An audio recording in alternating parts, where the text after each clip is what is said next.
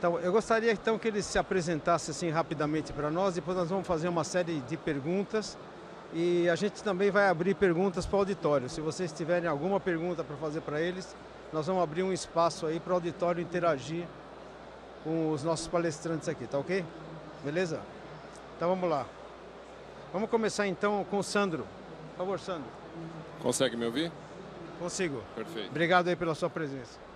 Obrigado, boa tarde a todos. Obrigado pelo tempo de vocês, por virem aqui nos escutar. Meu nome é Sandro Gianello, sou gerente de marketing e produto da Toyota Material Handling Mercosul, né? É uma empresa do grupo Toyota, diferente dos carros, né? Nós somos da divisão que teve origem na divisão industrial do grupo Toyota. Fabricamos empilhadeiras e soluções para movimentação e armazenagem de materiais. Será um prazer participar desse painel. Obrigado aí pela sua presença. Então vamos lá. Vamos passar então para o Marcelo. Marcelo Lima, por favor, sua apresentação. Todos me ouvem bem também? Boa tarde a todos. A voz já está ficando meio esquisita. Quinta-feira, a feira já está bem movimentada, mas acho que dá para me ouvir bem. Meu nome é Marcelo Lima, sou da Saur Equipamentos. Trabalho no ramo da logística desde 2008 e para quem ainda não conhece a Saur, a gente não trabalha com empilhadeiras, assim como meu colega Sandro, mas a gente complementa as empilhadeiras com equipamentos. Talvez, não sei se todos aqui conhecem as garras de bobina, as garras de fardos, então a gente trabalha com os equipamentos para empilhadeira para fazer a otimização de processos de movimentação de carga. E aqui agora, nessa conversa, nesse bate-papo, a gente vai conseguir explanar algumas coisinhas e ver como é que está esse cenário de equipamentos para empilhadeira dentro da intralogística. Então agradeço a presença de todos aí e agradeço o convite também. Helder, por favor. Meu nome é Helder, sou consultor de logística na Logout Box. Logout Box é o meu sonho nascendo, né? Hoje eu executo o mapeamento de processo logístico dentro da área de transportes. E aí a minha origem é dentro de um operador logístico na área de refrigeração. Depois especialista dentro de um embarcador e um PO dentro de uma empresa de tecnologia. Então juntei aí quase 12 anos de bagagem nessa área e hoje eu atuo com consultoria no mapeamento, desenvolvimento de processos e a entrega de soluções. É aí que os meninos vendem.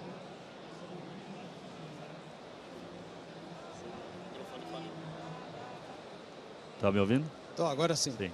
Agradeço a oportunidade de estar presente aqui. Eu gostaria de fazer uma primeira pergunta, só para deixar todo mundo no mesmo nível. Falar um pouco, o que é intralogística? Bem rapidamente, um de vocês três explicar para nós o que é a definição. Bom, eu posso começar falando um pouco, os meus amigos aqui me complementam. Quando nós falamos de intralogística, nós estamos falando de tudo aquilo que acontece dos portões para dentro de uma operação, de uma empresa, de um processo produtivo, né? Tudo aquilo que movimenta tanto matéria-prima, produto intermediário, subconjunto, até o produto acabado, né? Tudo que é produzido para ter um determinado planejamento, para ter um determinado fluxo, muitas vezes você tem que ter os pulmões, né? Você tem que ter as quantidades necessárias, obviamente, e eu aqui falando pela Toyota, defendo que essas quantidades têm que ser sempre as menores possíveis, né, para evitar os desperdícios, mas você tem que ter quantidades necessárias que têm que ser armazenadas e movimentadas convenientemente de acordo com a tua programação, né? Seja isso para um bem de capital, para um bem de consumo, estamos aí falando de qualquer produto, qualquer natureza, né? Tudo que se pode armazenar, tudo que se pode movimentar dentro de uma planta, né? Marcelo, se você quiser agregar alguma coisa. Não, para mim está perfeita a explicação, só fazendo um complemento e daí explicando de uma forma mais assim, fazendo um mapeamento. É tudo que vai acontecer ali dentro da indústria, desde o recebimento do material até a saída na expedição para entrega no seu cliente, passando por todos os processos internos. Muitas vezes, quando a gente fala em movimentação de material, muita gente enxerga só aquela parte da expedição, que é quando chega o material pronto, agora eu preciso pegar aquilo, colocar em cima da carreta para ela ser mandada embora. Mas tem todo um processo antes que acontece entre os clientes internos da empresa. Por exemplo, a chegada no recebimento, pegar, por exemplo, aquela bobina e colocá-la na máquina de desbobinamento, impressora, fazer todo esse processo interno para chegar. E isso tem que estar muito bem alinhadinho se a empresa quiser chegar no final do mês com um bom resultado e de forma sustentável. Só fazer esse adendo. E aí quando a gente fala do portão para dentro, né, traduzindo aí para a linguagem nacional, a gente tem também um puxadinho, que é o pátio, né, todo o processo ali de planejamento e recebimento desses veículos. Geralmente o grande gargalo ele está no pátio, né, o tempo de espera de motoristas para tudo aquilo que o pessoal da parte de dentro tem que fazer e garantir o tempo externo com sucesso. Então, nivelamos um pouco o que é intralogística e agora a primeira pergunta, que é o tema. O que se espera do mercado de intralogística, então, daqui para frente? O que vem por aí? Pergunta aberta, pode ser. Começo novamente? Vamos lá. Bom, vamos na sequência. Pode ser na sequência. Vai ser um jogral. Vamos lá. O que vem acontecendo recentemente, né, e isso marcou bastante, tivemos uma pandemia que fez com que mudanças profundas acontecessem na sociedade, na economia, no mercado, na prestação de serviços e numa série de atividades da economia como um todo, né? Isso só acelerou com que a tecnologia embarcada, com que o uso de informações, com que a informatização dos processos se acelerassem, né? Mas na história da humanidade, sempre que grandes eventos acontecem, sejam eles para bem ou para mal, né, nós temos mudanças profundas, né? E isso vem no momento, né, dessa fase bonita que nós estamos vivendo, né? Não sei até onde essa curva vai ser tão acentuada assim, das coisas se intensificarem. O que acontece hoje em 5 anos era o que acontecia antigamente em 50, né? Tudo muito rápido, tudo muito voltado para o intuitivo, tudo muito acelerado. A pandemia, né, para falar de intralogística, a pandemia acelerou muito os processos automatizados de armazenagem, a pandemia acelerou muito o controle e a busca pela rapidez, pela eficiência, até para eliminação de erros, né, para eliminação de desperdícios, de necessidade de fazer muitas etapas de um processo que poderia ser simplificado. Tudo isso se buscou muito, né? E daqui para frente, entendo eu, o mercado está se acomodando no pós-pandemia, né? E quando não é pandemia é guerra, quando não é guerra algum evento natural, os mercados emergentes acompanhando sempre muito o que acontece no primeiro mundo, especialmente para nós aqui no Brasil, uma influência muito forte do que acontece na Europa e nos Estados Unidos, né? Principalmente na Europa, eu diria, né? Temos muito a percorrer, né? O nosso país é gigante em território e é gigante também em diferenças, né? O que acontece no sul, no sudeste, em parte do centro-oeste, é bem diferente do que acontece no norte, quando a gente fala de logística, quando a gente fala de movimentação, de armazenagem. O Nordeste está num caminho já há um tempo, né, de desenvolvimento, espero que continue assim, né? E tem muita coisa para se nivelar, tem muita coisa para se distribuir ao longo desses próximos anos, aí, diria até da próxima década, né? Legal. A gente vai falar muito aqui também, vai sempre puxar a história da pandemia, porque ela trouxe muitas lições, né? Talvez se nós não tivéssemos tido isso, a própria intralogística teria um avanço talvez um pouco mais lento. Só que toda vez que a gente acaba tendo algum processo desse tipo, uma epidemia, uma guerra ou algum efeito que acaba afetando as empresas, a gente acaba tendo que fazer um aprendizado mais rápido. E, obviamente, isso puxou com que a velocidade, o avanço da intralogística seja feita de uma forma muito mais veloz. Uma outra coisa também que eu acho interessante citar, hoje em dia a gente ouve muito falar em ESG, uma sigla da moda aí que é Environmental, o Social e o Governance, que é todas as empresas que buscam boas práticas e sustentabilidade estão se colocando em cima desses 3 pilares, e isso vai demandar também uma intralogística muito melhor trabalhada, porque você vai voltar em redução de erros, redução de custos desnecessários. Hoje, depois da pandemia, a gente percebeu que trabalhamos com margens de lucro muito restritas, e qualquer retrabalho, qualquer erro que a gente tenha durante o processo já come essa margem que nós temos, e é isso que vai diferenciar uma empresa de ser eficiente e lucrativa de uma empresa que vai fechar. Então o próprio ESG já vai puxar muitas coisas da intralogística, muita modernidade nesse setor. E a própria Saúr já teve que adequar algumas situações para esse novo mercado aí que apareceu na pandemia, que vai ficar muito forte daqui para frente. Complementando, quando a gente pensa em toda essa evolução e todas essas tendências, mais uma vez a pandemia, né, ela trouxe para a gente um volume muito grande de informações. E aí quando a gente vem para uma feira ou vai fazer uma busca de tecnologias para automatizar um processo, o que a gente está fazendo com esse volume de informação? A gente está buscando muita tecnologia e muita informação, mas será que toda essa tendência vai fazer com que a gente integre tudo isso e utilize de fato o resultado que tudo isso vai propor? Então é um questionamento, né, dentro de toda essa evolução que a gente tem, a todas as tendências de automação, de autonomia, mas estamos preparados para esse volume e vamos conseguir utilizar as informações produzidas por tudo isso? Então é só um dilema aí dentro do processo. O Brasil, tudo é grande, né? Tudo acontece, vai muito rápido e tal.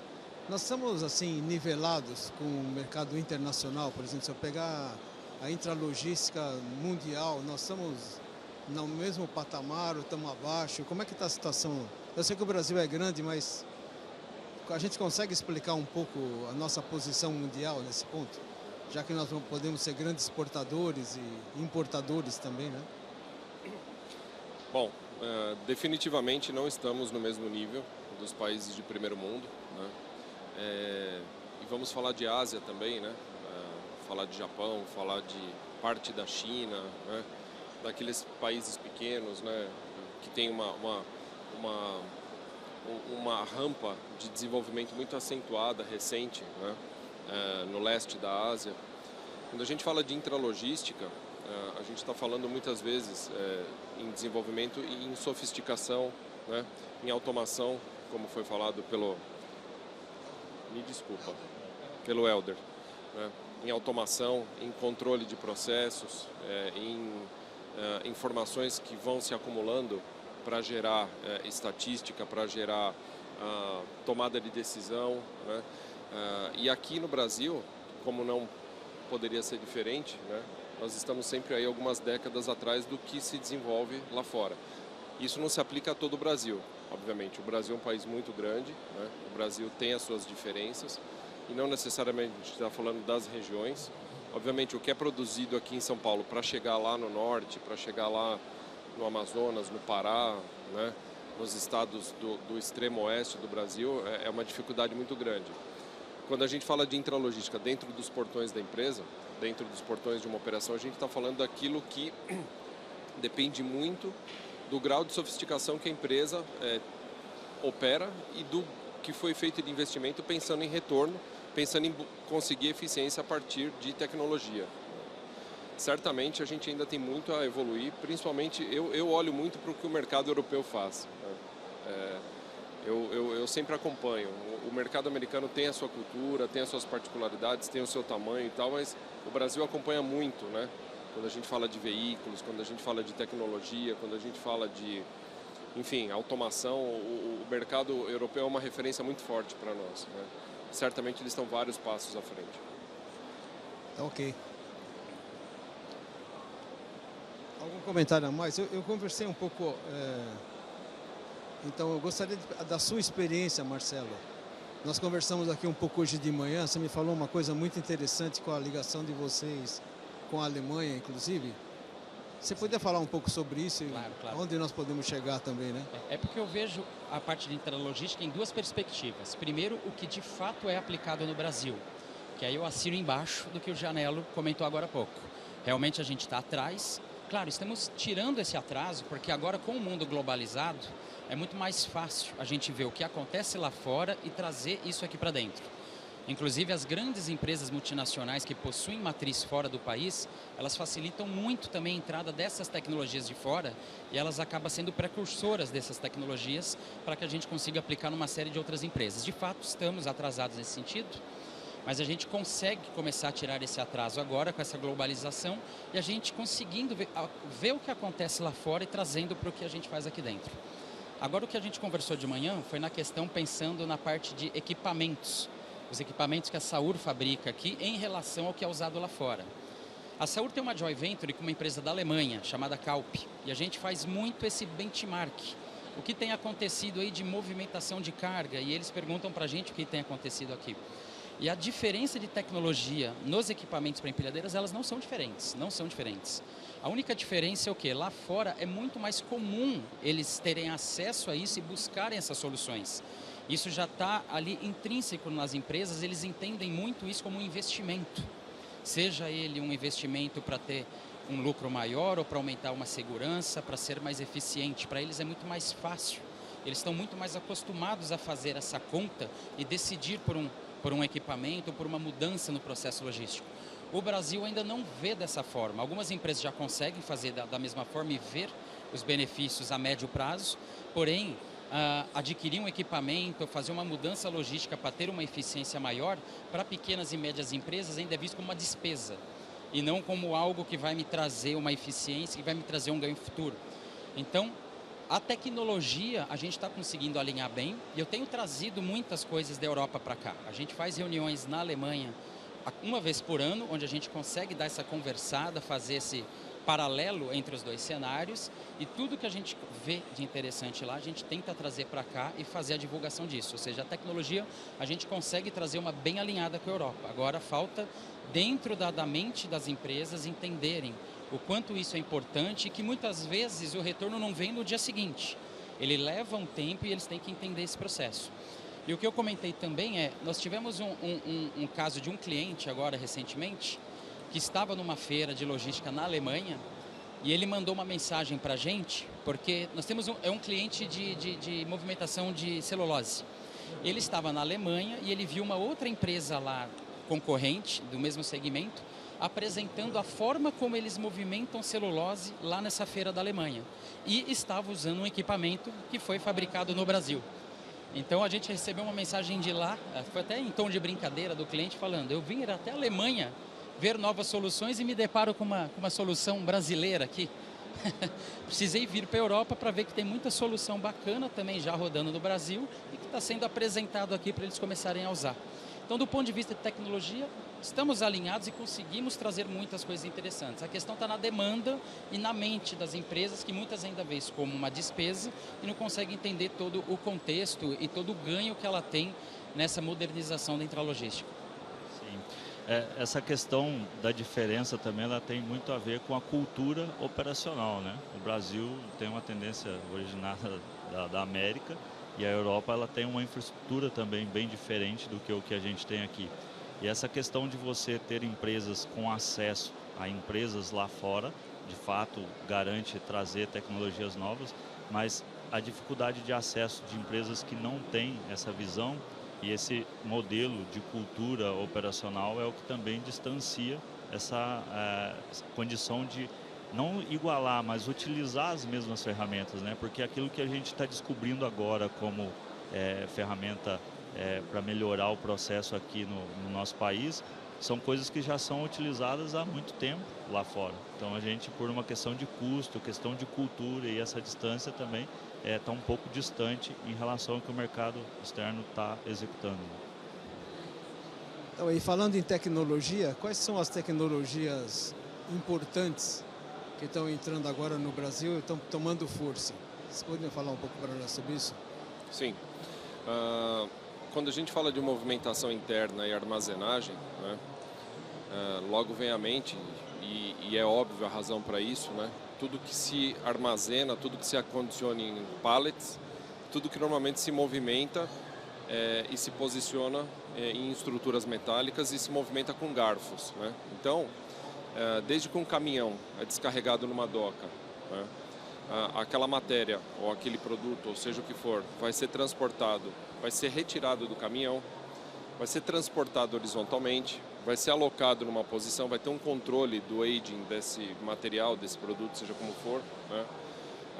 E depois isso vai ser solicitado em algum momento. No passado, muito disso, obviamente, né, feito manualmente, feito com equipamentos com não tanta sofisticação, com não tanta ergonomia, precisão, né? E sem tantas soluções como disponíveis hoje, sejam elas analógicas ou sejam elas mais automatizadas para adensamento de armazenagem, né? Então você tem hoje tecnologia Goods to Person, em que você já tem o produto armazenado e através de comando esse produto vem até a pessoa não vai até o produto, né? Por exemplo, quando você tem sistemas de transelevador, sistemas de mini load, sistemas de caixas, seja ele como for a configuração para você acondicionar produtos, né? Você tem tecnologia para controle, né? Você tem tecnologia para te avisar quando alguma coisa ali já está perdendo validade, né? Você tem tecnologia para fluxo, para controle de fluxo, né? Então, o que circunda a armazenagem básica, que sempre foi feita, como eu volto a dizer, de forma manual, de forma, dependendo de decisões, dependendo de esforços humanos, né? Hoje você tem tecnologia para acompanhar tudo isso, né? Basicamente é isso. E dentro do mercado de equipamentos para empilhadeiras, fazendo até uma ordem cronológica similar aqui ao do Janello, lá no passado era tudo resolvido com os garfos da empilhadeira. Então, independente do que era movimentado na frente, se fosse pallet, ou fosse uma bobina, ou fosse um fardo, era tudo na base do garfo. Inclusive, tinha operações antigas que a gente brincava que para transportar um fardo, por exemplo, a pessoa vinha com os garfos da empilhadeira e fincava no fardo, igual um garfo mesmo. E fazia esse transporte com o fardo fincado. Bobinas, eu preciso fazer uma movimentação de bobinas. Você não conseguia pegar isso com garfo. Qual era a tendência? Vai lá, o operador tombava, com 2, 3 pessoas, tombava aquela bobina e levava ela deitada nos garfos, sendo cortadas pelas arestas dos garfos. Eram movimentações sem nenhuma eficiência, sem nenhuma segurança. E isso foi mudando bastante com o passar dos tempos. Foi criados acessórios para empilhadeiras, foram criadas as garras de fardo, as garras de bobina, foram criados hoje para a indústria de bebida, que operam de forma bem movimentada hoje, sistemas que você movimenta 2, 3, 4 pallets de uma única vez, com uma única empilhadeira. Ou seja, em vez de você ter aquele parque lotado de empilhadeiras, com uma você já consegue trabalhar com 4 pallets ao mesmo tempo. Tem situações, ainda não aqui no Brasil, mas que a gente traz da Europa, onde você tem movimentação de vasilhame, que são garrafas vazias, que são muito mais leves, onde eles conseguem movimentar até 8 ao mesmo tempo, 8 pallets ao mesmo tempo. Então você dá uma eficiência, uma velocidade muito maior para os processos. E agora, já falando um pouco de futuro, inclusive, a gente tem tido enormes demandas já de sensoriamento dessas garras, mas em que sentido? Agora, se eu vou pegar uma carga, não sou eu mais que defino a força de aperto daquela garra. Agora é um sensor que consegue fazer a leitura da carga e ela já define qual vai ser a pressão de aperto. O operador simplesmente chega próximo da carga e o equipamento já tem todo esse sensoriamento que faz a determinação do aperto, aperta e levanta. Com isso, você reduz a parte de danos em cargas e você dá mais velocidade para a operação, porque você chega e ela já, antes de chegar na carga, através da identificação, já define qual vai ser o aperto, a altura e o que ela tem que fazer para fazer aquela movimentação. E agora a gente está tendo também o advento muito mais forte dos AGVs, os carros autoguiados. A gente já tem operação onde nós temos equipamentos instalados em AGVs, onde é tudo feito simplesmente sem o operador estar por perto. O próprio equipamento já tem toda a programação, ele já sabe exatamente onde ele vai pegar a carga, já está com o meu acessório instalado e já faz tudo sozinho e entrega onde a programação pede para que ele entregue, sem ter nenhum contato com o operador e sendo tudo controlado por uma sala onde ele está vendo onde está, onde foi pegar e onde ele deixou. Então, a automatização e o sensoriamento tem sido aí uma grande demanda e acredito que vai ser o futuro dentro da intralogística. Toda essa movimentação, né, de produtos apontados, toda essa tendência e a própria feira veio demonstrando bastante sobre essa autonomia dos veículos, né? A gente tem que ressaltar a questão do machine learning, né, que é a aprendizagem sobre esses dados produzidos. Então, quando a gente fala da aplicação dessas ferramentas nos processos, a gente precisa pensar muito na integração dessas ferramentas, porque dentro de um armazém, por exemplo, com todos esses equipamentos, muito se fala na telemetria, Mas e a utilização desses dados para produtividade, integração com WMS, com ERP, com TMS, com sistemas de gestão, tudo isso tem que estar integrado. O mercado, a tendência do mercado não é mais trabalhar com sistemas e equipamentos caixa preta, onde essas informações ficam retidas, né? Então a gente tem que pensar muito nessa integração de informação e utilização desses dados para aplicação de resultados para que realmente faça efeito a utilização da modernidade, né? Welder, e como nós estamos em integração, já que você tocou nesse assunto? Nós estamos... A situação do Brasil na parte de integração de carga, de fora do portão, dentro do portão, né? Sim, a gente tem uma grande diferença aqui, daí falando um pouquinho fora do portão, né? Que o Brasil ele tem a tecnologia bem avançada e aí superior ao que o mercado externo tem em relação ao risco, né? Quando a gente fala de segurança. Na parte interna, o que a gente vê muito, e aí por fazer parte desse universo do mundo de hardwares e softwares, as empresas elas não estão mais se enxergando como concorrentes, né? Eu estou localizado em uma empresa e preciso de integração com o meu concorrente. Por quê? Porque você não consegue atender mais as demandas em 100% e eu não consigo mais chegar numa empresa com a minha tecnologia, com o meu hardware, com o meu software e não permitir que o outro que ali esteja faça a integração. Então, a maioria dos softwares novos aí, as tendências de mercado já vem tudo com API aberta de conexão. Então, você trabalha essa integração porque eu posso ter dentro da minha companhia um RP de uma marca, um TMS de outra, WMS de outra e tudo isso integrado. Então, integração, a ideia dessa, eu falei ali antes, né, da caixinha preta, equipamentos e softwares aí de mercado que se mantém nessa linha de raciocínio estão fechando as portas.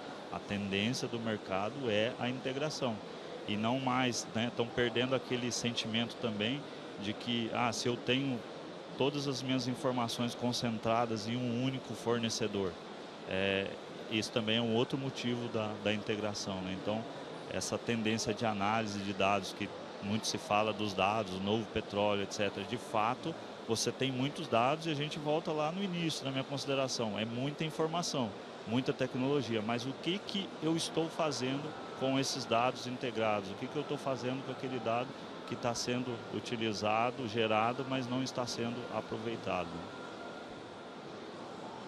Obrigado. Alguém tem alguma pergunta? Vou fazer uma pergunta aqui, aproveitar o nosso espaço aqui no público. Você se identifica, por favor, e pode fazer. Meu nome é Jorge Vassilas. Eu gostaria de saber de vocês uma coisa que para mim é muito importante. O que para vocês está faltando para que haja uma integração maior entre os conceitos de logística?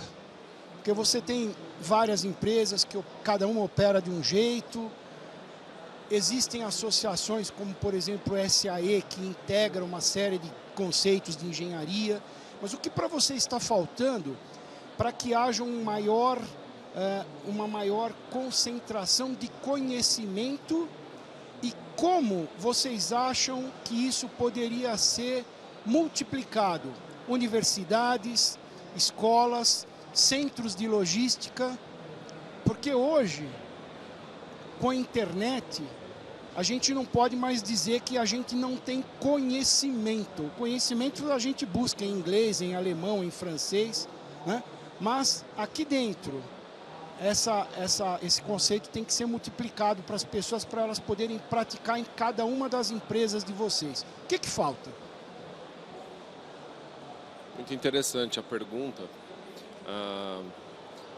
Diferente de algumas décadas atrás, né, nós não tínhamos a formação em logística, né? Hoje, logística é não só uma especialização, mas uma formação. Hoje nós temos profissionais que já saem das universidades cada vez mais preparados, não só na teoria, mas em casos práticos, em entender o que já se sofreu por aí para chegar a algum resultado interessante, né?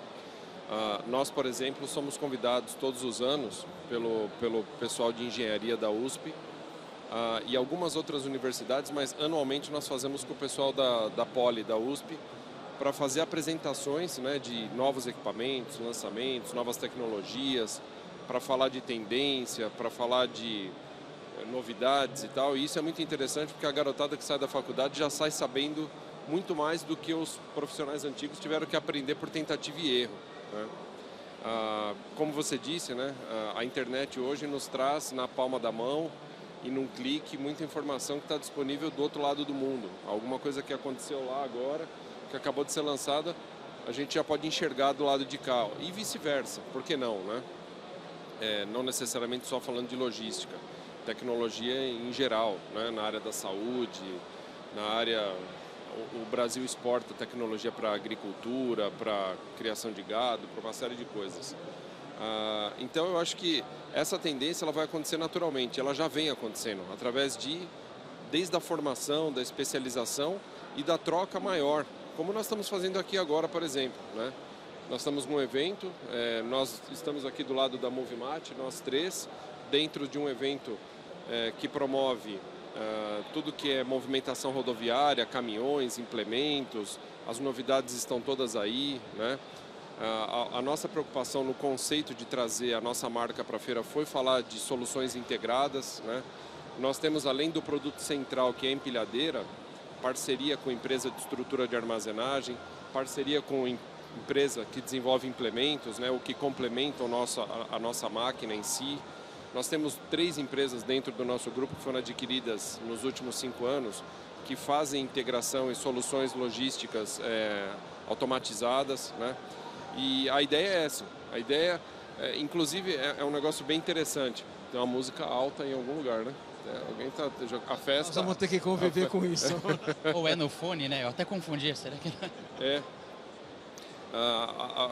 Dentro da nossa filosofia, e isso é muito interessante na cultura japonesa, o que se descobre e o que se desenvolve de bom, o mais interessante é poder compartilhar, né? E a gente compartilha muito dos nossos progressos, das nossas descobertas, dos nossos avanços com os nossos clientes e com a sociedade em geral, né? Voltando a falar de ESG, porque o que é bom para um é bom para todos dentro de um país, dentro do mundo globalizado, né? Acho que é isso, esse é o meu ponto de vista. Sim, eu queria até puxar um pouco para algumas experiências que eu tive, porque eu acho que o ponto principal disso é a informação. Como o Janello falou, está acontecendo um processo e agora nós temos muito acesso à informação, mas ainda assim a informação ela tem que ser buscada, ela não chega até você de forma fácil. Então, vendo dessa forma, a Saur faz também uma série de workshops lá dentro da nossa filial aqui, que fica em Valinhos, próximo de Campinas, onde a gente chama uma série de clientes e a gente mostra todas as nossas soluções. E muitas vezes, mesmo trazendo empresas bastante conceituadas, com matrizes no exterior, a gente mostra algumas soluções que a gente percebe ali na plateia suspiros. A gente ainda tira suspiros de algumas pessoas que a gente entendia que conhecia bem aquilo, mas ainda não sabia que aquilo existia. Nossa, não sabia que esse equipamento fazia isso, nunca vi isso em lugar nenhum. Opa, vou levar isso para dentro, vou conversar com o pessoal. Então, eu ainda acho que o maior empecilho é essa informação chegar a todo mundo, e isso fica muito pior quando a empresa não tem uma relação com o exterior ou não tem essa proximidade com o que acontece lá fora. Então, por isso que eu acho muito importante esses tipos de evento como o Janello citou, que a Toyota faz dentro da Poli, os eventos que a Saur faz lá dentro da filial, a consultoria que o Helder faz nas empresas. Então isso é o que? A gente não esperar que a informação por si só chegue ou que a pessoa vá atrás daquela informação, que muitas vezes talvez ele não tenha esse tempo, mas que a gente consiga ir, olhar o que ele precisa e de forma mais focada mostrar para ele quais são os caminhos, e aí ele consegue mastigar melhor aquela informação e falar, não, de fato, aqui dentro do que eu preciso isso se encaixa, e as coisas vão começando a acontecer. Então, ainda acho que o maior problema é a informação, a forma como ela chega, e a universidade acho que é o melhor caminho, principalmente nessa formação dos novos profissionais de logística. A universidade consegue concentrar essas informações e apresentar isso de uma forma que quando eles entrarem nas operações, quando eles entrarem nas empresas, eles já entram com essa ideia e já começam a trabalhar em projetos novos. E aí nós vamos ter um avanço muito grande dessas tecnologias e dessas ferramentas que são usadas lá fora, aqui dentro. Eu acho um pouquinho que essa leitura que o senhor fez, ela passa por processos, vivência de processo e não necessariamente só a busca do conhecimento. Um dos grandes problemas que a gente tem hoje, por mais que a informação está disponível, o aprendizado ele está disponível, falta a vivência. Hoje eu só consigo chegar e exercer um papel de consultor e falar algo para alguém porque eu vivenciei aquilo. Então, dentro da minha área, eu já fui motorista, já fui conferente, já fui gestor de transporte, fui especialista de implantação, já fui tecnologia e hoje eu consigo olhar um cenário de cima que eu enxergo o problema. Eu não vendo uma ferramenta, eu não renovo um contrato de um problema por mais 36 meses. Eu entrego uma solução baseada nessa vivência. Então, quando a gente olha esse volume de informações de forma superficial, sem essa vivência, é o que eu entendo que faz a diferença no entendimento de um processo e a aquisição dessas novas tecnologias. Que é o que a gente até conversou ontem, né, sobre isso. Esse volume de informações, esse volume de tendências, ele não é para todo mundo. Não são todas as empresas que estão aptas a adquirir essas tecnologias quando você olha para a infraestrutura e para processos. Quando você olha para dentro de uma empresa, às vezes ela nem controla o próprio estoque e já está pensando no inventário por drone. Ela não tem nem um bebedouro de água decente para o funcionário, mas já está pensando na automatização.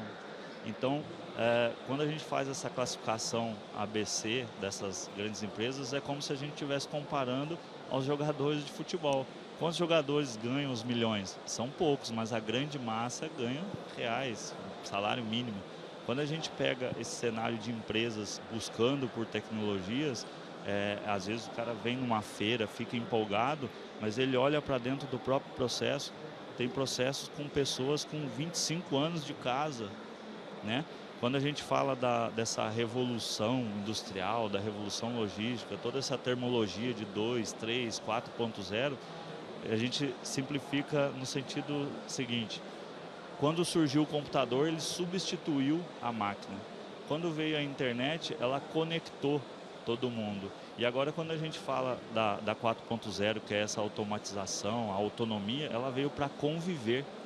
É a convivência com o ser humano.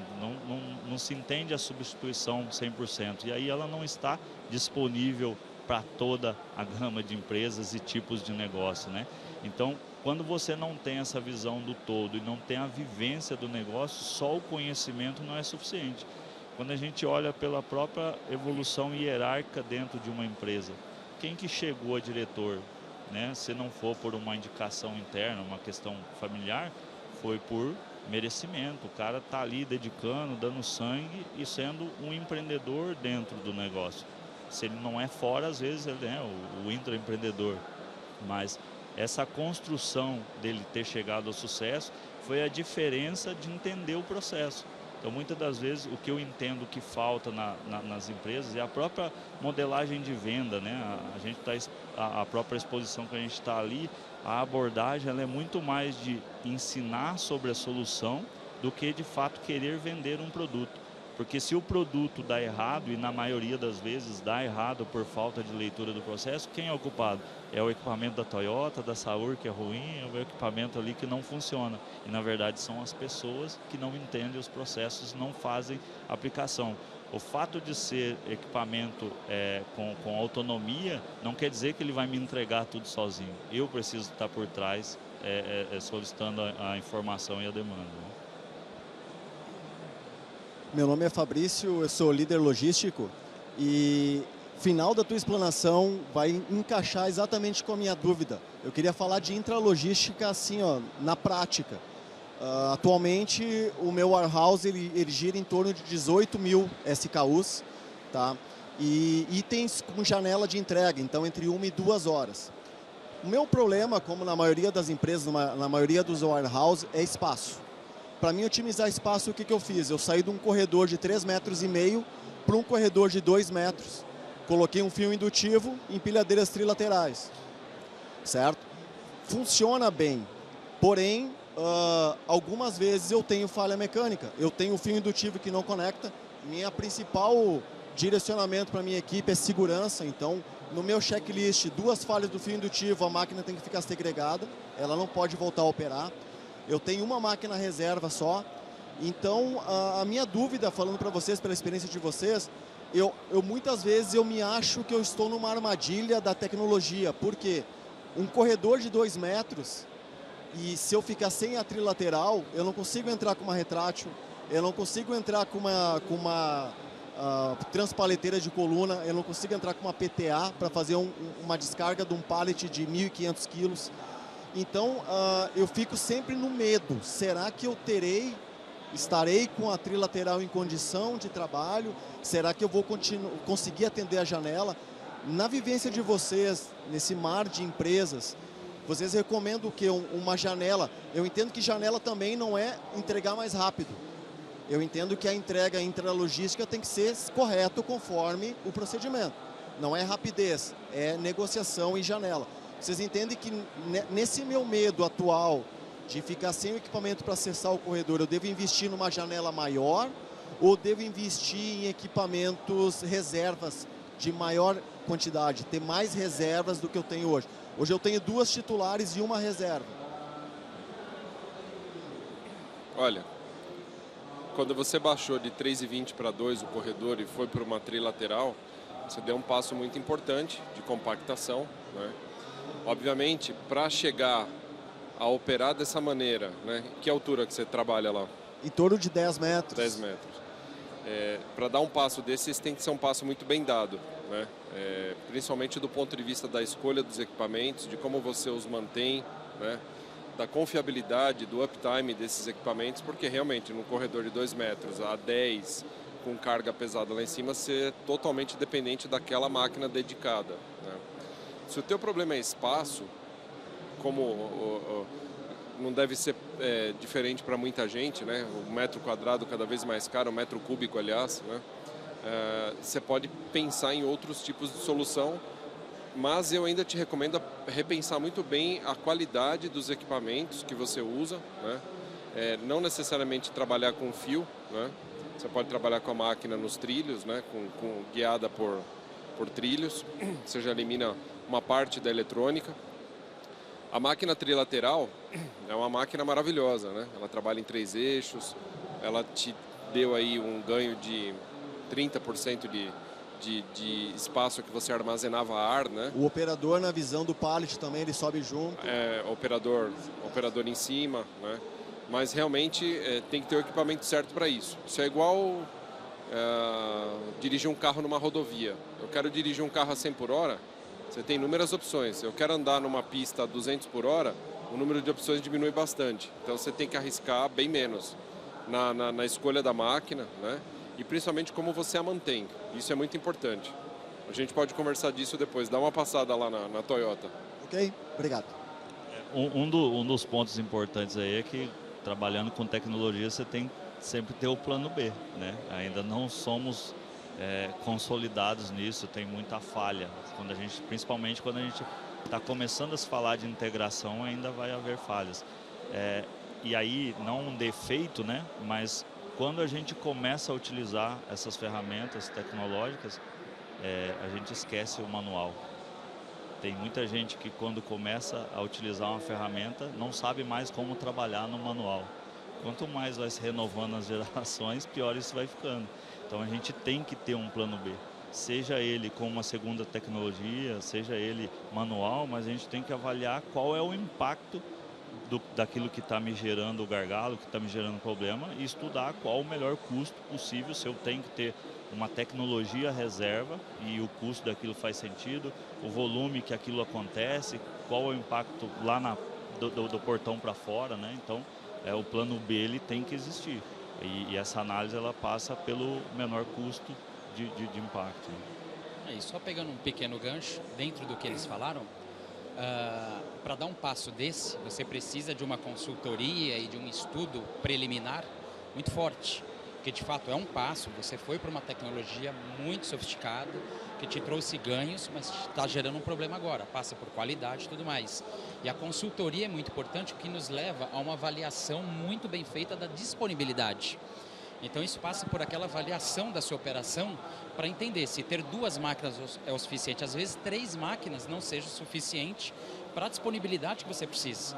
Ó, eu posso não ter meu produto saindo do outro lado, mas o meu período máximo de máquina parada é tanto. Talvez 3 não te atenda, teria que ser 4, 5. Então acho que está tudo em cima dessa consultoria preliminar, que não vai simplesmente olhar um problema seu, que é o quê? Estou com falta de espaço, preciso verticalizar. Mas também analisar o ambiente e o seu processo, a velocidade que você precisa dar vazão para isso, para entender. Dentro dessa tecnologia, a gente ainda vai precisar ter algumas mudanças para que você tenha confiabilidade e não passe por esses problemas. Só pegando um ganchinho do que eles falaram. Esse painel também é um painel de consultoria, vocês preferem, né? Mas tudo bem. Obrigado pela pergunta. Obrigado pela pergunta. Bom, os 3 estão aqui com os estandes nas feiras, né? Então eu gostaria já, nós estamos o nosso tempo já encerrando, 1 minuto para cada um. Helder, suas despedidas e aonde você está aqui na feira? Explica um pouco aí pro pessoal. Eu tô onde está fazendo barulho. Sigam o som. Eu sou hoje um consultor, estou representando aqui a Ravex. Eu trabalhei ali por 10 anos. E toda a parte de softwares de roteirização, gestão de entregas, jornada, longo percurso, risco. Estou ali para receber vocês e falar sobre as tecnologias. Agradeço aí a oportunidade de vocês me ouvirem. Tá, Helder, obrigado. Marcelo, por favor. Bem, agradeço a todos a presença aqui, por terem tirado esse tempinho para nos ouvir. Eu sou da Saur, eu sou o stand D211, mas eu não sei se isso representa algo. Porque eu sinceramente não sei onde eu olho isso. Você não acha. O pessoal me pergunta, Marcelo, onde você está? Eu estou no D211, mas eu falo também não sabendo o que significa, né? Então eu estou mais ou menos ali no centro da feira, muito próximo da Toyota. Então quando vocês forem visitar a Toyota, vocês vão enxergar a Saur. Estamos disponíveis lá para mostrar soluções. Temos alguns equipamentos no stand de movimentação de carga. A gente pode conversar bastante a respeito. Eu agradeço aí a presença de todos. Perfeito. Bom, como o Marcelo comentou, nós estamos ali logo no comecinho da Movimart, vindo de lá para cá são os primeiros stands, né? A Toyota tem um stand bastante aberto, mostrando ali o que nós temos de última tecnologia em máquina contrabalançada, em máquina retrátil, em transpaleteira. Temos um mock-up ali de automação, um sorter de bandejas, né? Que são os carrinhos amarelinhos que ficam trabalhando ali. Falamos um pouco da parceria que nós temos com a Bertolini, que é uma empresa de estruturas de armazenagem, né? Que é um grande parceiro nosso, desenvolvemos projetos em conjunto. A nossa ideia é ouvir os nossos clientes, né? Poder levar cada vez soluções menos de prateleira, né? Por mais que a gente falou muito de prateleira aqui de armazenagem, mas quanto menos a gente consegue vender a solução de prateleira, melhor, mais a gente está agregando valor aos nossos clientes, né? Então, por favor, fiquem à vontade, nos visitem, agradeço a atenção de todos, né? E bom evento para todos, boa feira para todos. Pessoal, obrigado pela presença, obrigado para vocês, ótima apresentação. Salva de palmas aqui para os nossos convidados e até a próxima. Vamos falar.